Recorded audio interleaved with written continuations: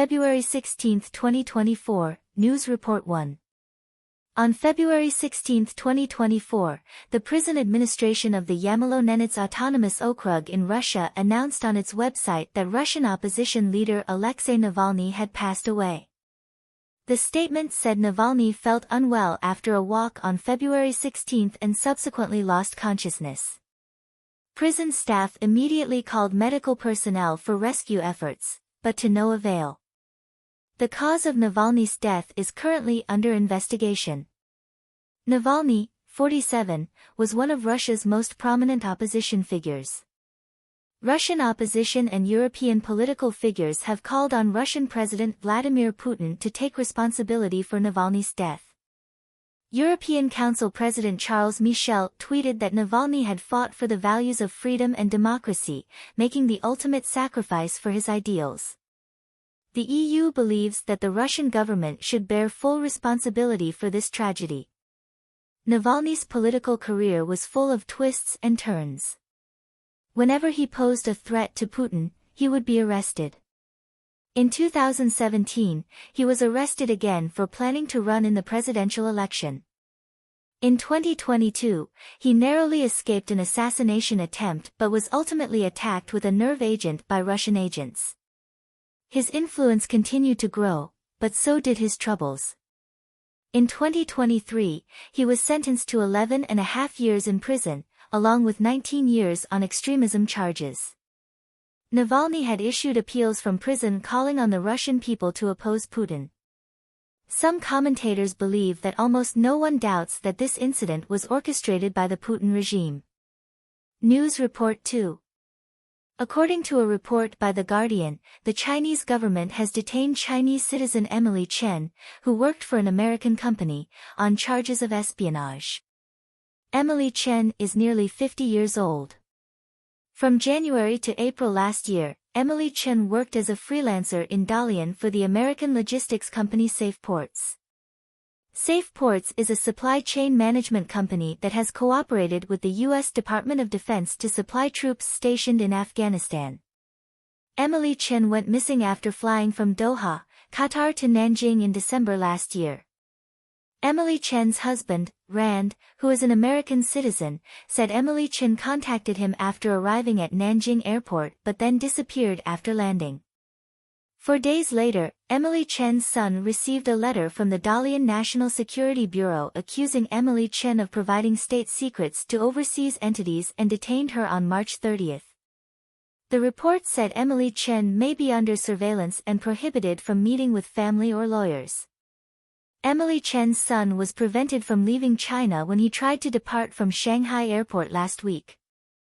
This incident has raised concerns among foreigners about the safety of conducting business activities in China. News Report 3. On February 16, China's Ministry of State Security released a statement on WeChat, saying that a Chinese company had been infiltrated by overseas spy networks due to a security vulnerability in its office software.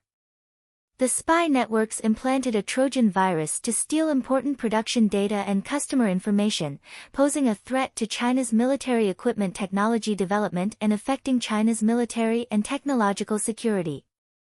The Ministry of State Security stated that such espionage activities pose a serious threat to China and continuously issues warnings and advisories to safeguard national security.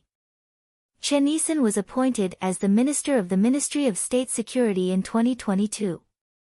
He previously served as the mayor of Jinghua City, Zhejiang Province, and the secretary of the Communist Party Committee of Wenzhou City and Wuhan City, as well as the Secretary-General of the Political and Legal Affairs Commission. Chen Yisan is a cadre cultivated by Xi Jinping and is considered a member of the new generation of leaders in Zhejiang. Since becoming the Minister of the Ministry of State Security, the ministry has become an important tool in Xi Jinping's hands. China implemented a new anti-espionage law in July 2023, after which the Ministry of State Security opened this WeChat public account and continuously published relevant warnings and comments. This measure has created an atmosphere of national anti-espionage in China, and there have even been cases of girlfriends reporting their boyfriends as spies.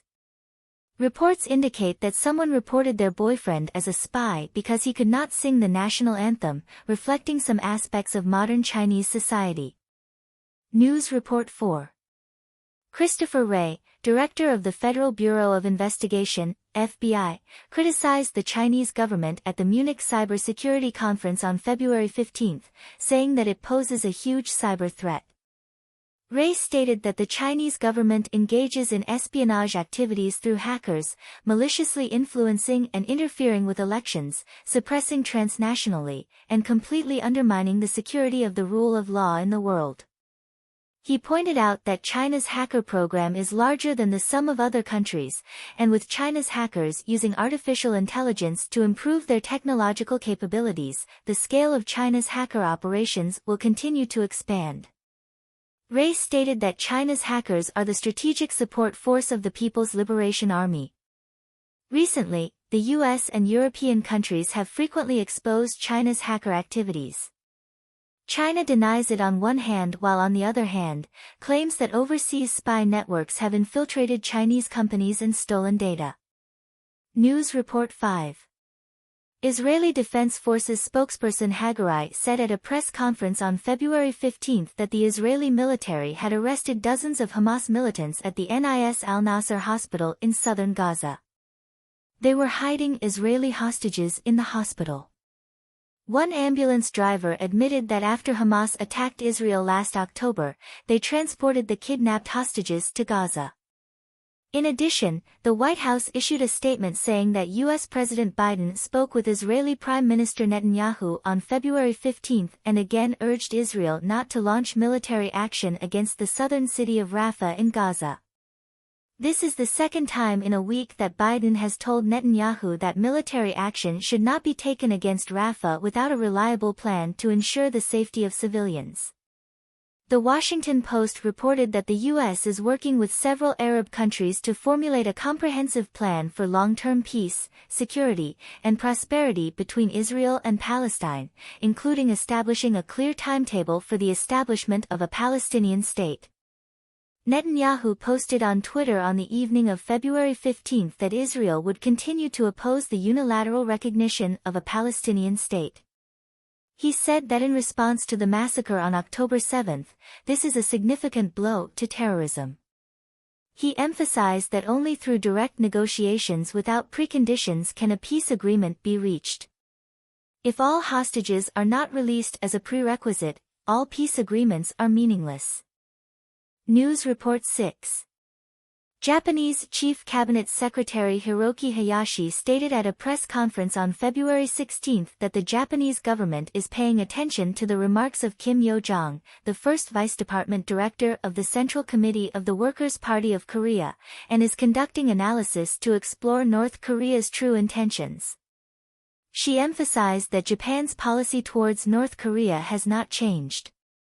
Kim Yo-jong is the sister of North Korean leader Kim Jong-un, so her speech is highly anticipated not only because of her position but also because of her identity.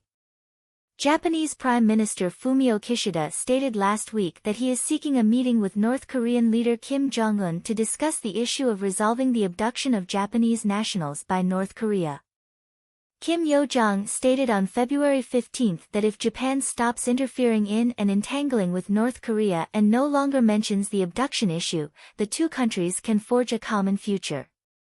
Park, a senior U.S. State Department official responsible for Korean affairs, stated on February 15 that the U.S. supports diplomatic activities and dialogue between countries and also supports the efforts of the Japanese government to resolve the abduction of Japanese nationals. South Korean diplomat stated on February 16 that South Korea maintains close communication with Japan, contacts North Korea on issues such as the North Korean nuclear issue, and stated that South Korea, the United States, and Japan will cooperate closely to encourage North Korea to return to denuclearization. Newsport 7. The U.S. Department of Justice filed a lawsuit against former FBI informant Alexander Smirnov in the California federal court on February 15, accusing him of making false statements, fabricating falsehoods, and falsifying records. Smirnov had previously lied to the FBI, claiming that Hunter Biden, the son of U.S. President Biden, had received millions of dollars in bribes from a Ukrainian natural gas company using his father's influence to protect the company from U.S. investigations. In fact, Hunter had served on the board of the Ukrainian natural gas company. Smirnov also claimed that the executives of the Ukrainian natural gas company mentioned in several meetings that they had hired Hunter to protect the company through his father. If convicted, Smirnov could face up to 25 years in prison. Some Republicans have used Smirnov's testimony as evidence to accuse Biden of crimes, and even tried to use it as a reason for impeaching Biden, but so far without success. News Report 8. The U.S. State Department announced on its official website that U.S. Secretary of State Antony Blinken and Chinese Foreign Minister Wang Yi will hold talks in Germany at 3:30 p.m. on February 16. This is the first meeting between high-level officials from China and the U.S. since the Taiwan elections. According to Politico, Blinken and Wang will discuss the upcoming spring phone call between Chinese President Xi Jinping and U.S. President Biden. Some commentators believe that there are significant differences between China and the U.S. at present, with both sides holding firm positions and unwilling to make concessions. Xi Jinping has shown a tough and proactive attitude, hoping to improve China-U.S. relations, while Biden is unwilling to engage in a game of brinkmanship. Therefore, it is difficult for both sides to reach a mutually satisfactory result in the talks. News Report 9. According to data released by the U.S. Treasury Department on February 15, China held $816.3 billion in U.S. Treasury bonds in December last year, an increase of $34.3 billion from the previous month. This indicates that China repurchased about $36.3 billion worth of U.S. Treasury bonds and has once again become the second largest holder of U.S. Treasury bonds after 7 months of selling. Japan remains the largest holder, holding $1.14 trillion in U.S. Treasury bonds, an increase of $10.7 billion. The UK holds $753.7 billion in U.S. Treasury bonds. The main reason for this growth is the overall increase in U.S. Treasury bond yields. For example, the yield on 10-year U.S. Treasury bonds reached 4.27%, close to 4.28%.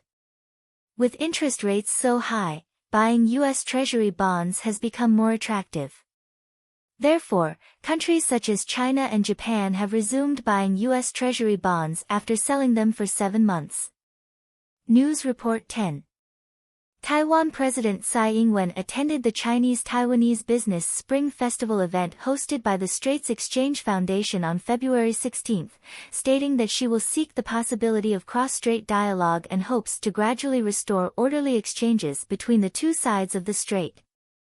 Tsai emphasized that maintaining peace and stability in the region and the Taiwan Strait is the consensus of the current international community and the common responsibility of both sides of the strait. Faced with geopolitical fluctuations, Taiwan has always adhered to a non-provocative and non-adventurous stance. This statement shows that Tsai hopes to ease cross-strait relations and expresses goodwill. There were 500 Taiwanese businessmen participating in the event, and they believe that the current situation between the two sides of the strait is embarrassing for Taiwanese businessmen. They hope that Taiwanese officials will mention Taiwan independence less to avoid unfavorable actions from mainland China. This two-faced approach indicates that they hope to maintain the mainland market while also exerting influence in Taiwanese politics. In addition, on February 16, Judge Su Huidi of the West Kowloon Magistrates Court in Hong Kong sentenced Gu Shirao, who was involved in the district council election protest, to 9 months in prison for incitement. In December last year, Gu criticized that Democratic figures were unable to participate in the district council elections, resulting in all candidates being pro-establishment. Although Gu claimed that he only hoped for human rights and democracy in Hong Kong, he did not participate in the protest on the day of the election, but was arrested before he left home. This incident has raised concerns about the rule of law in Hong Kong. News Report 11. Hong Kong Customs announced on February 16 that it had cracked the largest money laundering case in history, involving a total of 14 billion Hong Kong dollars, and arrested 7 suspects. According to Customs, the mastermind behind the money laundering syndicate is a 34-year-old non-Chinese Hong Kong resident. He and his family set up some shell companies and used insurance intermediaries to find 3 Hong Kong residents to open bank accounts for money laundering purposes. The money laundering syndicate operated from May 2021 to the end of 2023, engaging in cross-border trade in diamonds and electronic products, and using fake transactions to conceal their money laundering activities. Investigations revealed that the majority of the illicit funds came from India and Southeast Asia, with approximately 2.9 billion Hong Kong dollars originating from India, involving fraud in the Indian mobile phone supply chain.